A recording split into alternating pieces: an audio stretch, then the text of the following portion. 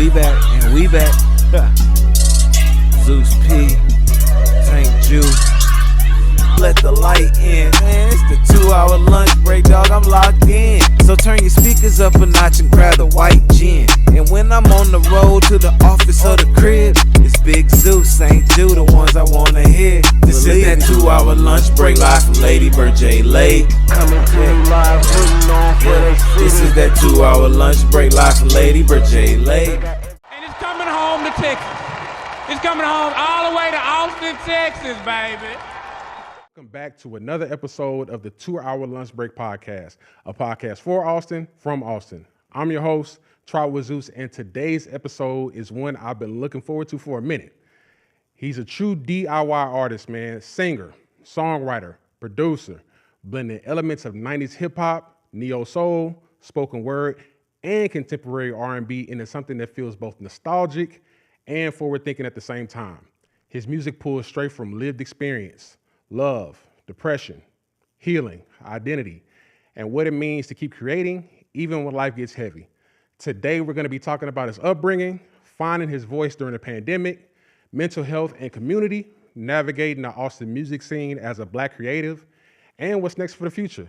So we got the homie Chris Robinson, better known as Sweetlimb, man, in the building. How are you doing today, bro? Let's go. Yeah, there we go. I'm good, man. How are you? Doing amazing, man. Number one, I actually said this to you off air, but I appreciate you taking time out of your busy schedule. People got lives and jobs and families and all that, man. So, I appreciate you taking time out to, come through and chop it up with us. Thanks for having me. So, man, while I got you here, man, let's go ahead and talk about your background, right? So, when I was doing my research on you, I know you grew up in the suburbs of Houston, right? Mm-hmm. You don't really hear about, if I remember correctly, it's like Pearland. Yep. You don't really hear about Pearland when it comes to the music scene, R&B, or, stuff like that, right? So, number one, talk about your experience growing up in Pearland and kind of, how that upbringing, shaped your sound. Yeah. So growing up in Pearland, shout out Pearland High School. I think Megan Thee Stallion went to Pearland High School too. Hey, there we go. But when I went there, graduated 2003, super white. Had a few white girlfriends whose moms weren't a friend of me.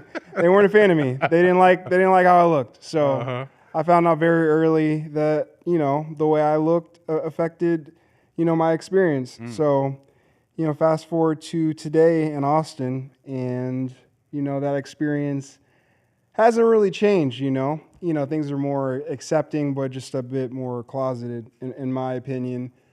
We see the gentrification that's happening on the east side, as we were talking about earlier off air, right. and how that affects things, and it just permeates in different aspects of life. I'm in corporate America, and the microaggressions there I won't get into, but I learned early on that my experience as a Black man, which I'm sure we'll get into, has shaped the way I see the world, and that has, shaped my music. So. Mm-hmm. Okay. So music-wise, right? So you're known for blending a bunch of different genres. I think we talked about alt R&B, lo-fi hip-hop, neo-soul, spoken word, all those different things, right? How would you describe your sound today? Yeah, so I'm trying to blend all those sounds. It's tough.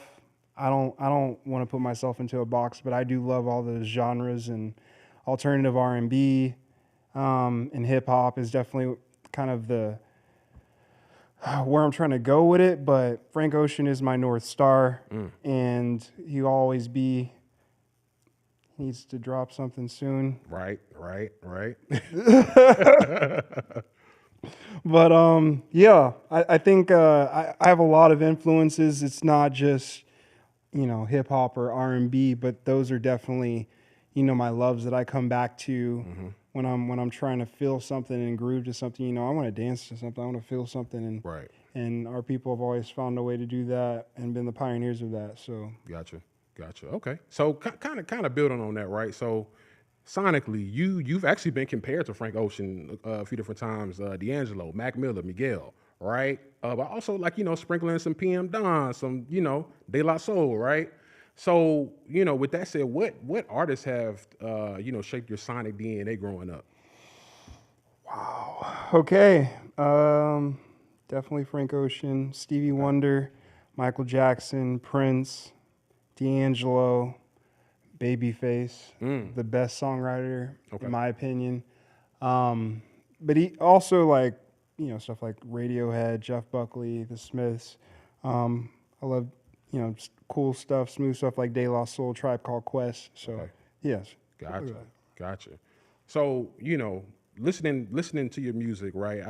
I've heard comparisons of it's minimalistic but with deep lyricism, right? What draws you to that simplicity instead of like, you know, that overproduced, super layered style that you hear everywhere now? That's a fair question. I think there's a lot of noise today. Okay. And I don't know. I'm not trying to cut through noise, but I'm also not trying to overcomplicate shit. It really can be easy. I worked with a lot of loops because I was doing it all on my own in the beginning, so it just kind of, you know, was minimalistic to a fault, DIY wise, working in band lab. But yeah, even now, you know, when I get sent beats now, like they're kind of in the same vein of keeping things. I think people know now kind of like my style, and so that it's nice. Yeah.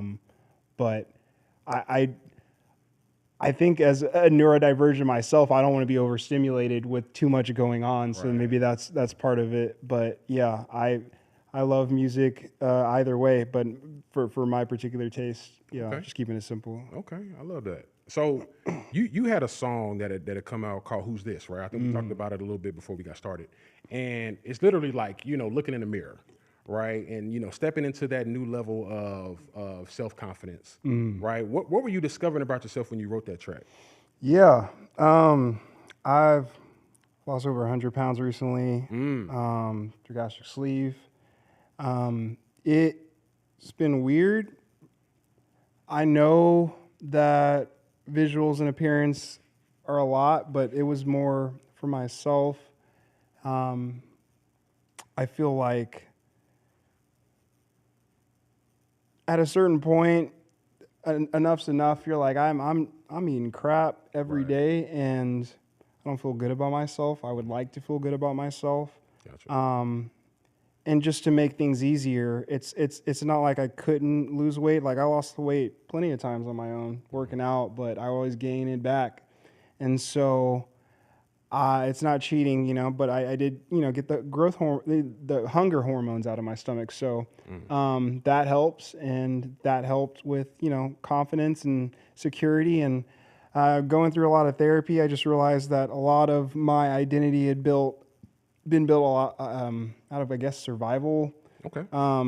Just a lot of people pleasing, really, and insecurity off of the weight stuff. So I wanted to heal both the inside and the outside. So I took my cocoon phase to kind of get things together, took a break from the music, think about what I really wanted to do and why I wanted to do it, and come back to it like legit, you know. Got it. Okay. So kind of piggybacking off of that, right? You have another track. It's called "That Good Energy," right? And it's inspired by your girlfriend, now wife. Which congrats to y'all. So it's I was laughing, you know, looking at the story. It was like a real love story starting. I think it was started like from Bumble to the pandemic lockdown to being long distance. Man, like, you know, talk about that experience, man, and how you put that song together. Yeah, so That Good Energy came out of a pandemic relationship. So what had happened was, met on Bumble. Right. I was living on Manor Road at the time, next to really cool bar called Haymaker. They had a happy hour every night of the week, and I didn't make much money, so I was being lazy, kind of, but you know, it's a layup. So I was like, hey, let's do this. And she had a couple of drinks with some friends, and so she was having some liquid courage. And met up that night, and it was just two parentified people pleasers vibing on some, you know, we both used to grow up in the church but don't really do that thing anymore type of thing. And we just had a same vibration. We just kicked it till like 2 a.m. that night. Like, not even on some freaky deaky shit. It was just like, I think we hung out just pretty much like every day after that. And then a month later, the pandemic hit. So thankfully, I met her right before the pandemic Right, hit. yeah. God was like, here you go, man. You've been struggling. So, yeah, thankfully met her through Bumble. And yeah, we got married in 2023. But before then, we were engaged. I wrote a song just kind of like about manifesting, like about wanting this relationship to grow into more and just recognizing the good in her and her, you know, her lifting me up and making me want to be a better person and a man and There we go. all that. So, All right, man. Yeah, once again, man, congrats again. Thank You you. know, for being married. That's a real commitment. So kind of shifting gears on a more personal note, right? I know you have publicly talked about, you know, your experiences using ketamine, right, for treatment-resistant depression. yeah. And that actually inspired a track called Ketamine. Yeah. Right. What did that journey unlock for you, mentally and musically? Oh, ketamine in a controlled environment. Shout out Austin Ketamine Clinic. It's been a profound experience for me. It helped me process a lot of grief and things that I were going through in therapy. And I wanted a way to kind of process some of the things that I was feeling emotionally and spiritually. It's not just about dissociation. It's really about integrating the lessons and feeling free in your body and letting that default mode network just kind of take a break. If you're someone who struggles with a lot of anxiety and overthinking and rumination and have treatment-resistant depression, this could help you out. Or, you know, TMS can. TMS is something I do where they put magnets on your head and for a couple minutes, and Okay. and that relieves a lot of depression. That's just as effective, if not more. So there's lots of methods out there. So don't give up, and yeah, reach out to someone. Okay. I love that. So kind of piggybacking on that, talking about depression. I know across a few different interviews that you said that depression is it's a lifelong challenge, and you know, with that community is essential, right? So how does your music help you manage that part of your life? Music is catharsis. You know, they are kind of like weird confessions or diary entries, but you know, I could just do this in a DJ, but I prefer a band, and that band is my community, and I have to trust those people, and they have to trust me to not be an egotistical jerk and and you know, do things the right way and be fair, and I get that, and I'm hyper aware of that, and I try to do right by the people around me. So yeah. There we go. So musically, creatively, you've always championed DIY artistry, right? So, you know, writing, mixing, producing, and performing, right? What do you think is the hardest part of being that, you know, one man creative machine? The hardest part of being a one-man machine is it not being able to get feedback. I think as a previous people pleaser, I always, you know, looked for outside approval. I'm still struggling with that now. Obviously, I'm a musician, so. But I think trying to trust my own intuition, trust my own taste, and I think I am my hardest critic. So if I think it's dope, it's probably okay. It has been every other time. So I'm just trying to trust my own instinct more. So There we go. So let's talk Mellow Yellow, right? So Yeah. your EP Mellow Yellow, critics have described it as, you know, quote unquote dreamlike, and you know, it has like a boom bap heartbeat, right? What story were you trying to tell with that project?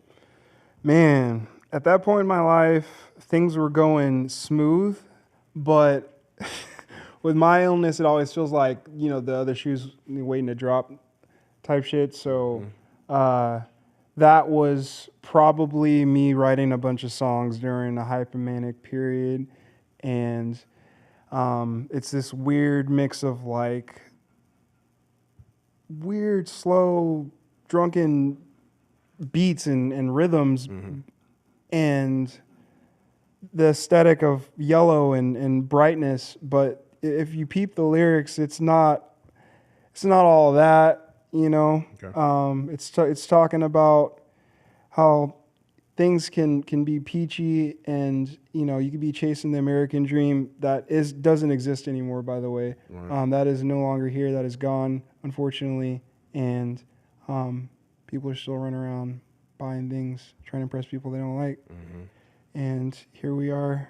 Minimum wage hasn't been raised. I don't want to complain the whole time, but you get where I'm going with this. I'm an anti-capitalist. So Same, bro. I completely understand where you're coming from.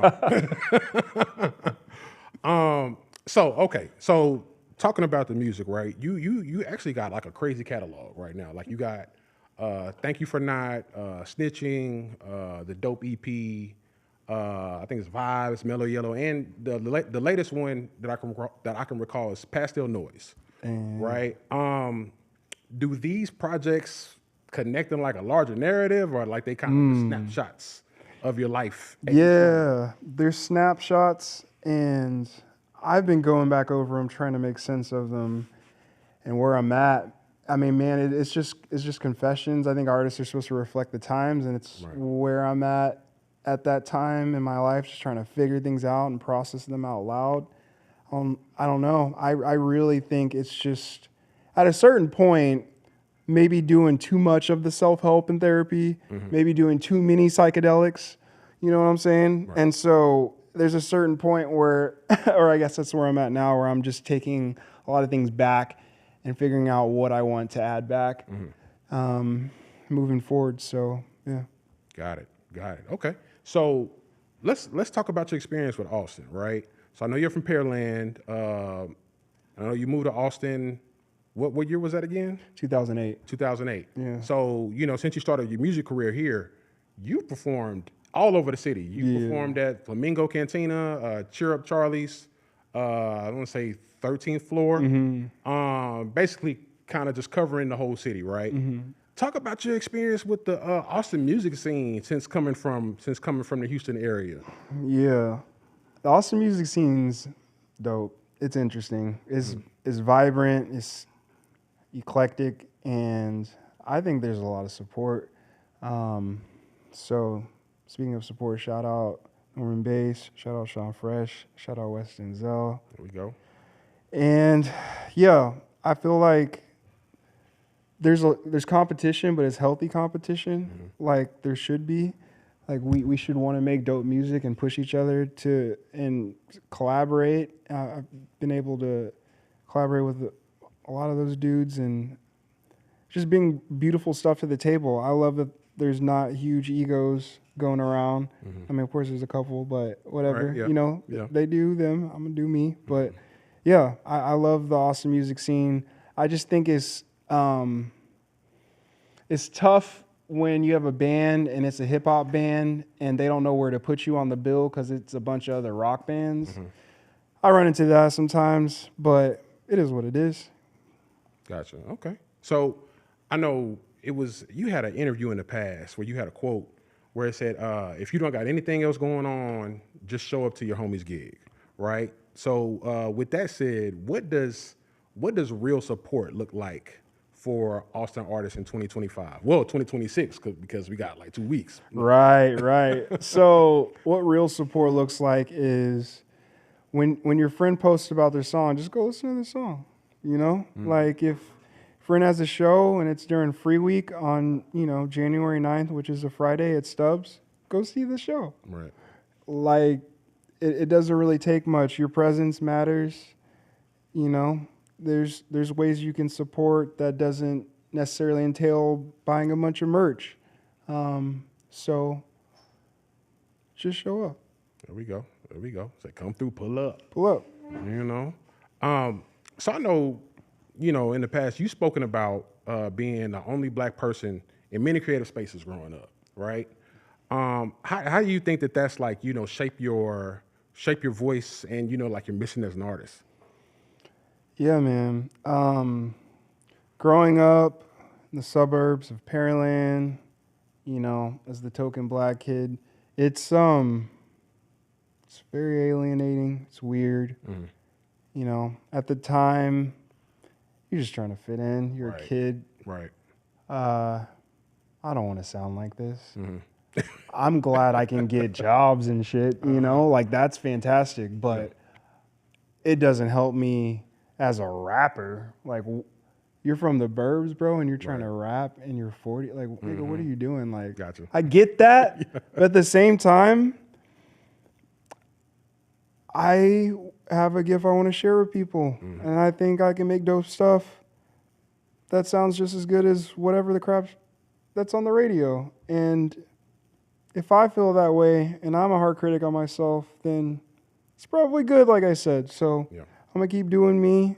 And if you don't like it, move on. There we go.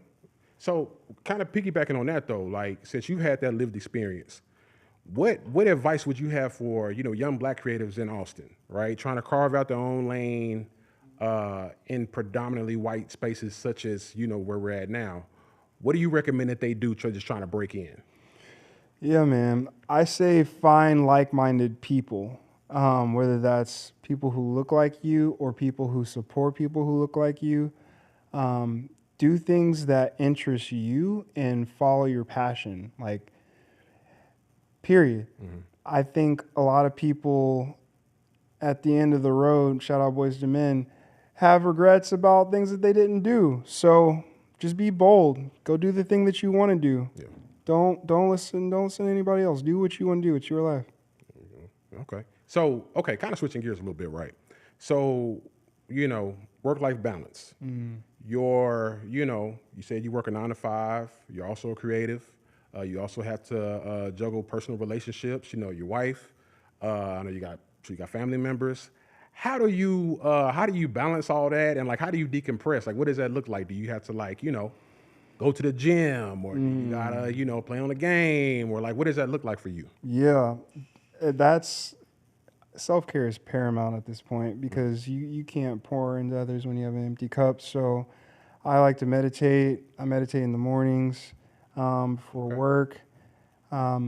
Always trying to do walks outside in nature. Right. I love that. It relaxes me. I walk with my dog a lot and hang out with my family. We all be cuddling in bed, just lazy, watching movies and stuff. Just resting, relaxing, man. Just recharging. Always doing TMS. Always trying to do my ketamine infusions. Just keeping up with self-care and getting little massages here and there. Really just trying to relax my mind and my body. Got it. Okay. So, on the music side, like I was saying before, you've experimented with a lot of different genres, right? What's one sonic direction or experiment that you haven't explored yet but want to dive into? Man, I think more of the singer-songwriter edge. I can play a little bit of guitar and piano, but I stray away from that because I don't want to be held down by an instrument and like take away from the performance. Right. But I think if I'm able to write a couple of songs on an instrument and like write with a band, that would be a vibe. And maybe we could explore in the future, and we might do that. I'm getting a band together right now, so yeah. There we go. So curious, right? So let's talk the future a little bit. What's your vision, like over like the next, 5 years, right? Are we looking at more albums? Are we looking at possibly touring? Some additional collaborations? What does that look like? Yeah, there's some of that's in the works. Okay. So collaborations on the horizon. I would like to do a Texas tour. Need to figure out, certain logistics and stuff, but that's on the horizon. More music for sure. Okay. But yeah, stay tuned. Gotcha. There we go. So, curious. I know the show is very Austin-centric, right? So, as a creative in the city, what's one thing that you want to contribute to Austin's music culture that will outlive you? Man, I think just the legacy of the sound. I don't want to sound like nobody else. I'm not really trying to sound like anybody but Frank low key, but like really like me. That if Sweetlimb or Chris Robinson or whatever's brought up, that it's not with a negative connotation, that it's just positive vibes. That's it. Gotcha. Okay. So, on a personal note, I know you were talking about your experience with depression and, different therapies that you had used in the past and stuff like that.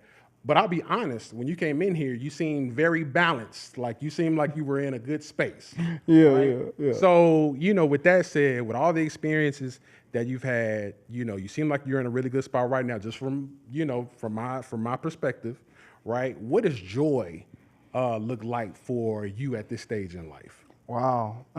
Appreciate it. Joy for me looks like, just being comfortable in your own body, doing what you want to do, not really caring about what other people think. I think early in my life, I cared too much about what other people thought. Right. And it really tripped me up. People pleasing is not cool.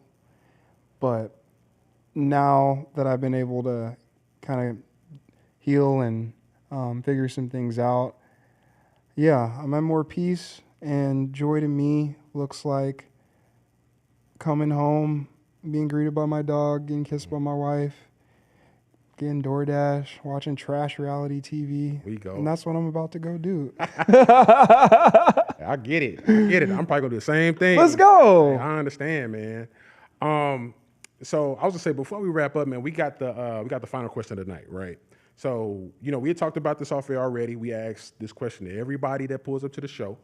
Who do you think will be a good guest on the podcast? But before you answer, this has to be somebody in your phone, somebody, person in your contacts.